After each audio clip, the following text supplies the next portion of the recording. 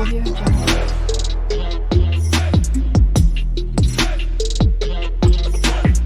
Audio Jungle. Praise God. ஆண்டவராகிய இயேசு கிறிஸ்து நாமத்தினாலே வாழ்த்துக்கள். ஒரு வசனத்தை வாசிக்கிறேன். அப்போஸ்தலர் நடபடிகள் 17ஆம் அதிகாரம் 27ஆம் வசனம். கர்த்தராகிய தம்மை அவர்கள் தடவியாகிலும் கண்டுபிடிக்கத்தக்கதாக தம்மை தேடும்படிக்கு அப்படி செய்தார்.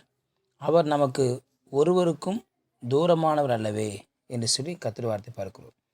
அவர் நம்மில் ஒருவருக்கும் தூரமானவர் அல்லவே. ஆகவே கர்த்தராகிய இயேசுவை நாம் தடவியாகிலும் கண்டுபிடிக்கத்தக்கதாக தேடும்படிக்காக அப்படி செய்தார். அப்படி என்றால் அவர் நம் ஒருவருக்கும் தூரமானவர் அல்ல, ஒருவருக்கும் விலகி இருப்பவரும் அல்ல. அவர் எல்லோருக்கும் சமமானவர். அவர் எல்லோரும் அவரை தேடினால் கண்டுபிடிக்க முடியும்.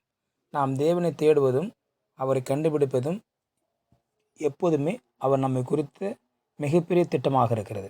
என்னை உண்மையாக தேடுவீர்களானால் அப்பொழுது என்னை கண்டுபிடிப்பீர்கள் என்று சொல்லி கர்த்தர் வார்த்தை பார்க்கிறோம். ஆகவே தேவனை உண்மையான முகத்தோடு நாம் தேடுகிற பொழுது அவர் நம்மிடத்தில் தென்படுவார், அவர் கிட்ட இருப்பார், அவர் நமக்கு காணப்படுவார் என்று சொல்லி பார்க்கிறோம். நாம் விசுவாசத்தில் அடி எடுத்து வைக்கிற பொழுது தேவனை அடைய முடியும் என்று இந்த வசனம் நமக்கு போதிக்கிறது. ஆகவே நாம் ஒரு அடி அவரை பார்க்க அவரிடத்தில் கிட்டி சிற வைக்கிற பொழுது அவர் 10 அடி முன்பதாக வருகிற தேவனாக இருக்கிறார். நாம் ஒரு அடி விசுவாசத்தில் காலடி வைக்கிற பொழுது அவர் நமக்கு 10 அடி எடுத்து வைக்க உதவி செய்கிறாக இருக்கிறார். ஆகவே அவரை தேடி வருகிற பொழுது ஒரு அடி அவரை தேடி நாம் முன்னேறி செல்ல வரும் பொழுது அவர் நம்மை தேடி வரும்படியாக அவர் முன்னேறி கொண்டு வருகிறார். ஆகவே அவர் எப்படியாவது கண்டுபிடிக்கத்தக்கதாக தேடும்படிக்கு, எப்படியாவது அவர் அடைய வேண்டும் என்று சொல்லி தேடும்படிக்கு, அவரை அடைய முடியும் என்று இந்த வசனம் நமக்கு போதிக்கிறது. அவரை தேடியாகிலும் கண்டுபிடிக்க முடியும் என்று இந்த வசனம் நம்ம இடத்துல போதிக்கிறது.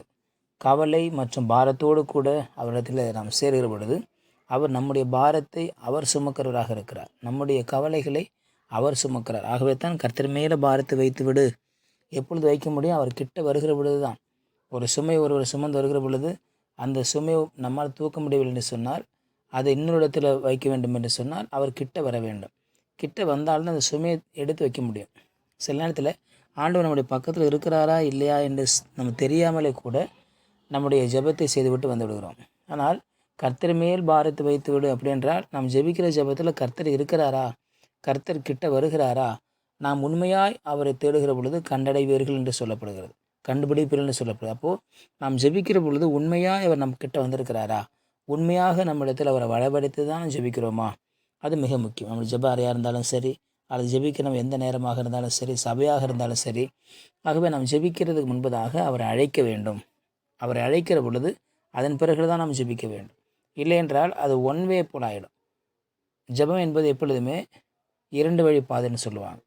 ஆகவே நம்ம ஜெபிக்கணும், அங்கே ஆண்டவரும் ஆண்டவருடைய பதில் நமக்கு வரணும், அவரும் பேசணும். ஆகவே நம்முடைய பாரத்தை அவர் மேல் வைப்பதற்கு அவர் முதல்ல வரணும். அவர் வந்தால் தான் நம்முடைய பாரத்தை அவர் மேல் வைக்க முடியும். இல்லை என்றால் ஏதோ வெறுமனே நாம் அவர் மீது பாரத்தை வைத்தது போல தான் இருக்கும் மொழியே ஒரு நாளும் அவர் நமக்கு பதில் தர முடியாது என்று சொல்லி நான் பார்க்கிறோம். ஆகவே அவர் உங்களோடு கூட தான் இருக்கிறார். எப்பொழுது? அவரை தேடும்படிக்கு, கண்டுபிடிக்கத்தக்கதாக தேடணும். அவரை கண்டடையத்தக்க சமயத்திலே தேடுங்கள் என்று சொல்லப்படுது. ஆகவே அவரை கண்டுபிடிக்க வேண்டிய வாஞ்சையோடு அதிகாலையிலே தேடும் பொழுது கண்டடைவில்னு சொல்லப்படுது. அது அதிகாலமே அவரை தேடுகிற பொழுது அவரை உண்மையாக கண்டுபிடிக்க முடியும். காரணம், அவர் நம்மில் ஒருவருக்கும் தூரமானவர் அல்லவே என்று சொல்லப்படுது. அவர் நமக்கு தூரமாக இருக்கிற தேவன் அல்ல, நம்மை விட்டு தூரம் போகிற தேவன் அல்ல, நம்மை விட்டு விலகி நிற்கிற தேவன் அல்ல, அவர் நம்மை விட்டு தூரமாக இருக்கிற கர்த்தர் அல்ல என்று சொல்லப்படுது. ஆகவே அவர் நம்மில் ஒருவராக இருக்கிறார், நம்மோடு கூட இருக்கிறார்.